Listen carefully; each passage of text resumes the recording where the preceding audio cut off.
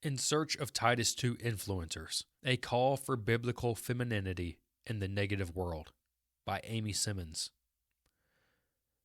A couple weeks ago, a seemingly random video lit a firestorm on X, featuring a group of co-eds dancing suggestively to a song containing such lyrics as "Shake it for the camera." Christians were split as to how to view the young women's behavior. Some focused on their lack of discretion. Others discounted it as just another benign viral dancing video. Still, there was something missing from the conversation. What stood out to me most was not easily noticed, but upon further reflection, has larger ramifications. A little girl with a big yellow bow in her hair, struggling to keep in lockstep with the group. I wonder what kind of impression this type of display was making on her and other girls growing up in a post-Christian America.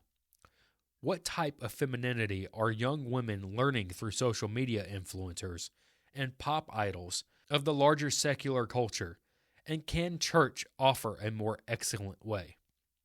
Christians throughout history have battled against insidious influences of the pagan cultures around them.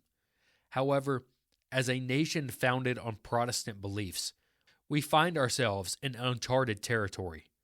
The morals and values that we once shared as a country are now considered toxic and hateful.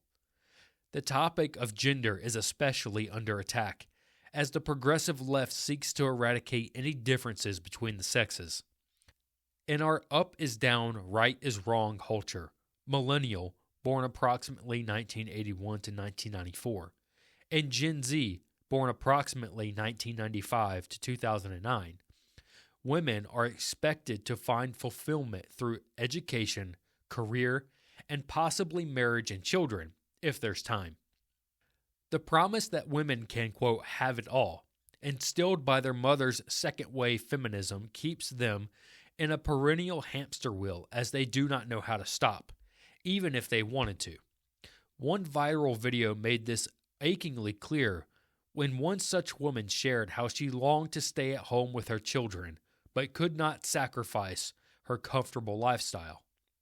Young women today are looking for alternatives to what feminism offers, but due to a dearth of godly examples in the church, are looking to internet influencers, and they have responded.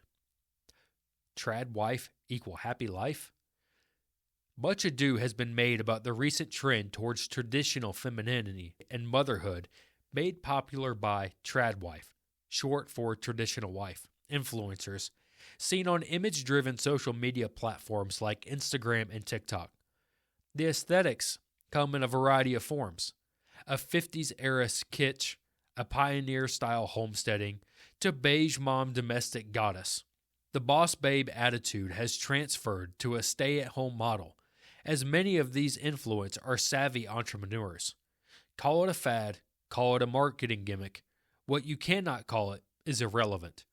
Though many of these women are not Orthodox Christian believers, the most popular being Mormon, they are meeting a need young women have for God's created order in the home. This current generation of wives and mothers has seen the negative effects of feminism seen in tug-of-war style marriages where neither party seeks to relinquish their selfish desires for the good of the other. The trad wife life appears to offer women a vision of marriage that more closely aligns with biblical teaching, and that they are supporting their husband through managing the home, Titus 2, verses 4 through 5, while deferring to him as the head of household, Ephesians 5:22, with loving respect, Ephesians 5:23. Still, detractors of this movement argue, rightfully so, that homemade sourdough and frilly aprons make a biblical wife not. Many of these influencers do not have a solid Christian theology to underpin their efforts, therefore potentially leading many women to unwittingly falling into a materialistic trap of homemaking as an end goal rather than the means to an end of living a sanctified life to the glory of God. Like every good and perfect gift from God, we can sometimes put our hope and expectations on something that inevitably will fail us. While seeking to faithfully steward our homes, it's important to remember where our true reward lies. So, while it's good and honorable to embrace a traditional view of marriage and domesticity, women must remember to keep their eyes on the Savior, who alone can enable them to fulfill their God-given role. That brings up the question: if social media influencers cannot provide a truly biblical example of femininity and motherhood, to whom should they look? A modest proposal. Modesty has fallen on hard times in the evangelical world. Millennial women in the egalitarian camp claim to have deconstructed from the purity teaching of the 1990s, such as Lifeway's True Love Waits campaign, accusing them of body-shaming women. CCM artist Matthew West was pressured to take down a music video where he playfully implores his daughters to cover up, and Elizabeth Elliot, a revered purity proponent of the past, has been accused of propagating an ideology of abuse for affirming traditional marriage. At the forefront of this effort is a self-styled Christian sexpert, Sheila Gregor. She employs a victimhood framework when critiquing traditional gender roles and sees hierarchical marriage structures as inherently abusive.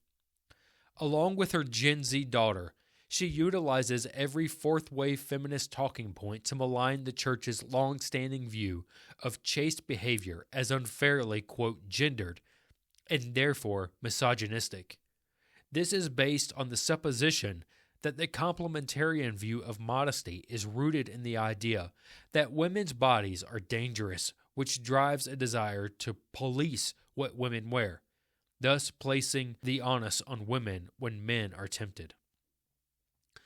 To broadly state that modesty promotes the subjugation of women, as Gregor and Company does, is to flout biblical wisdom and basic biology.